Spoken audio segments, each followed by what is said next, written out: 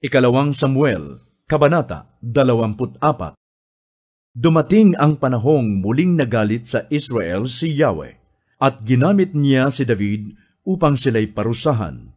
Sinabi niya, "Lumakad ka at bilangin mo ang mga taga-Israel at mga taga-Huda." Kaya't inutusan ni David si Joab, ang pinuno ng kanyang hukbo. "Pumunta ka kasama ng iyong mga opisyal sa lahat ng lipi ng Israel mula sa Dan hanggang Beersheba, at bilangin ninyo ang sambayanan. Gusto kong malaman kung gaano sila karami."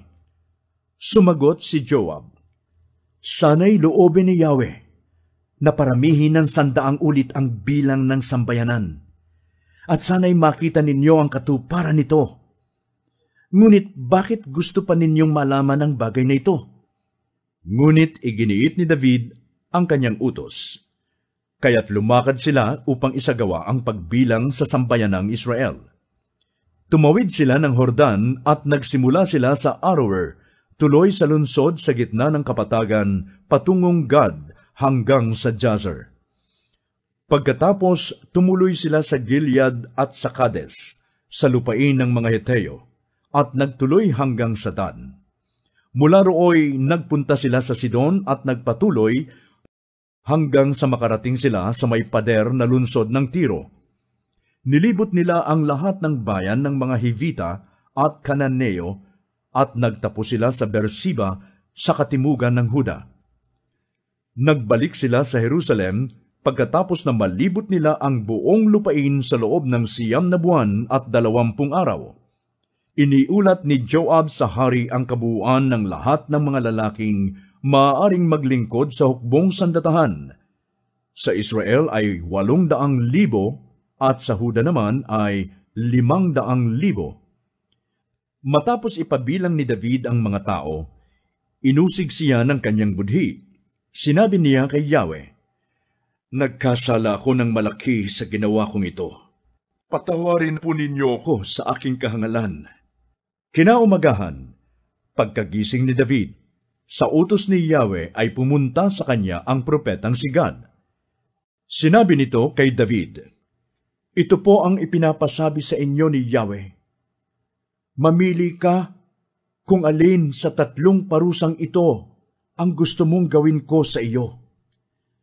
3 taong taggutom sa iyong lupain, 3 buwang pag-uusig ng iyong mga kaaway, o 3 araw na salot. Alin ang gusto ninyo para masabi ko sa nagsugo sa akin?"